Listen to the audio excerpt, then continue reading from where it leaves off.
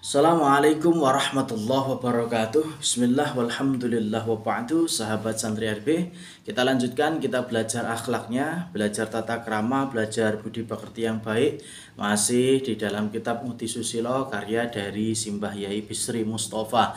Kita lanjutkan masih di sebagian bab awal dan sebagian nanti akan sudah masuk ke bab yang kedua. Kita lanjutkan, langsung saja kita baca syairnya seperti biasa. Bismillahirrahmanirrahim. Salatullahi malahat kawakib ala ahmad khairi marraqiban najaib. Salatullahi malahat kawakib ala ahmad khairi marraqiban najaib. Langsung kita lanjutkan ke yang kemarin. Lamun ibu bapa duka becik meneng, ojo melu paton ujo uga ojo ngreneng. Lamun ibu bapa duka becik meneng, ojo melu paton uga ojo ngreneng. Nah, sementara kita baca satu bait dulu.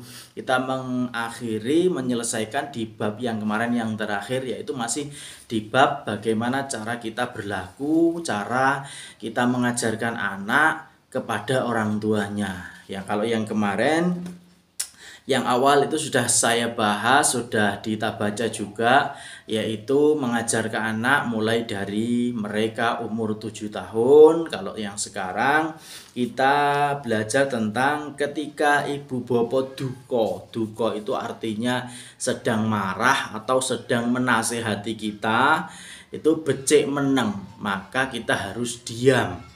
Artinya diam itu kita mendengarkan, bukan kok diam ya diam 1000 bahasa nggak mendengarkan, tidak. Kalau orang tua sedang berbicara, orang tua sedang menasihati, maka itu lebih baik kita diam. Jadi kita berperilaku kepada orang tua ketika orang tua itu sedang menasihati kita, lebih baik kita diam. Atau kita ajarkan ke anak-anak, kalau ibu bapaknya sedang ngomong, ibu bapaknya sedang memberi petuah, sedang menasihati, sedang memarahi, itu diam. Jangan ikut ngomong, jangan bantah, jangan menyangkal. Entah itu benar entah enggak, yang penting kita diam, kita dengarkan dulu. Tuh, kita hargai orang tua, itu cara menghargai orang tua. Jadi kita ajarkan ke anak-anak kita, ke anak-anak didik kita, ke putra-putri kita semua, ketika ada orang tua ini masih dalam tanda kutip bisa orang tua secara kandung, secara nasab, orang tua kandung kita, ibu bapak kita, atau orang tua yang di situ dituakan. Contoh seperti guru. Ya, walaupun ini belum membahas tentang adab terhadap guru, tapi kan guru juga termasuk orang tua. Jadi kalau ada orang yang menasihati, maka diam, dengarkan nasihatnya. Ojo melu padon uga ojo ngreneng. Jadi jangan ikut membalas, jangan ikut ikut membalas omongan orang tua itu, ikut menyangkal omongan orang tua itu, dan juga jangan greneng. Greneng itu ngomong di belakang. Jadi seolah-olah nggak terima ketika dinasihati orang tua. Jangan seperti itu. Jadi ini bait terakhir tentang perilaku anak terhadap orang tuanya.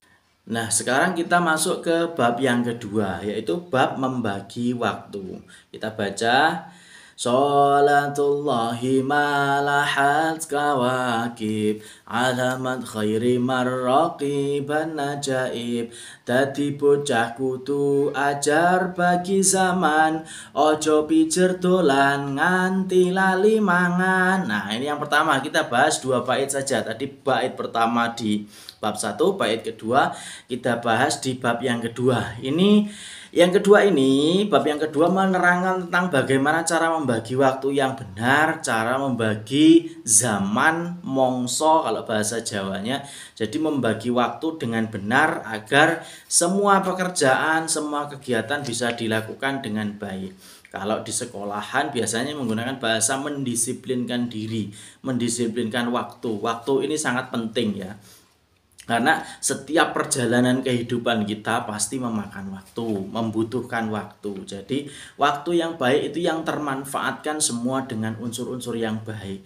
Bisa untuk ibadah, bisa untuk belajar, dan lain sebagainya. Dan semua kegiatan-kegiatan yang positif jika diniati semua dalam lingkup ibadah itu semuanya baik. Jadi bagaimana cara membagi waktu? Ini untuk anak-anak kita ajarkan. Yang pertama, jadi bocah kudu ajar bagi zaman. Jadi harus belajar membagi zaman, membagi waktu. Mana waktu yang penting untuk belajar, mana waktu untuk sekolah, mana waktu untuk ngaji, mana waktu untuk murojaah, mana waktu untuk belajar membantu orang tua, dan jangan lupa juga kasih juga waktu untuk main. Jadi silahkan anak diajarkan seperti itu, membagi waktu. Yang pertama di sini ini penting. Bukan tidak penting, ini sangat penting sekali.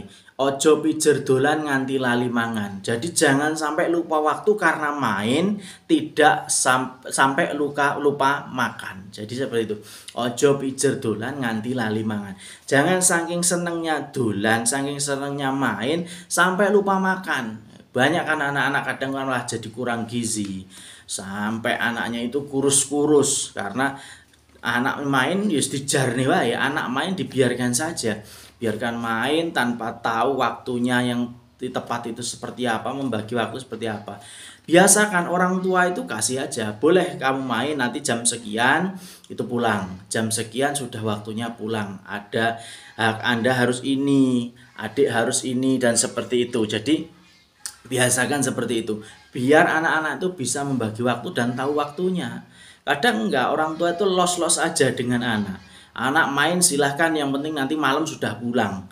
Waktunya maghrib pulang. Tidak seperti itu, waktu makan itu penting. Jadi waktu makan, anak harus makan. Jangan sampai enggak makan. Itu terkait dengan perkembangan anak. Gizi anak seperti itu. Ya, ini Simbah Yai Bisri Mustafa sampai menulis di bait pertama tentang membagi waktu itu, ketika main jangan lupa makan itu. Ya, jangan sampai main terus sampai sehari cuma makan sekali. Itu pun kalau pengen makan, jangan seperti itu. Nggak sehat nanti badannya ya.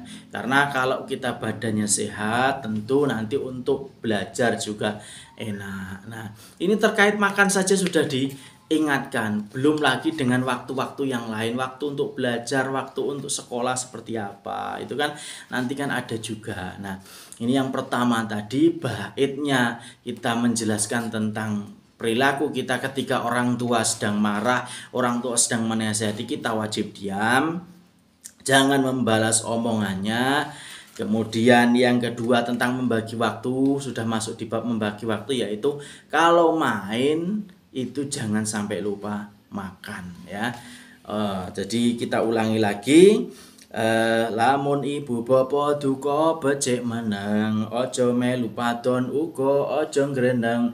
Dadi bocah kudu ajar bagi zaman, aja pijer dolan nganti lali mangan. Nah, jadi seperti itu ya di pembahasan kita yang keempat. Kemarin yang ketiga saya buatkan live-nya, langsung saya upload. Kemudian kalau ini yang bab yang ketiga, karena kemarin ada beberapa suara juga kurang jelas ketika live, maka ini saya buatkan yang tidak live. Jadi itu kita belajar tata krama, belajar budi pekerti, bagaimana kita bertingkah laku, bersopan santun terhadap orang tua, bagaimana cara kita membagi waktu, dan tentunya nanti masih banyak bab-bab yang lain yang akan kita sampaikan. Mudah-mudahan bisa dimengerti dan mudah-mudahan kita tetap istiqomah untuk belajar. Assalamualaikum warahmatullahi wabarakatuh.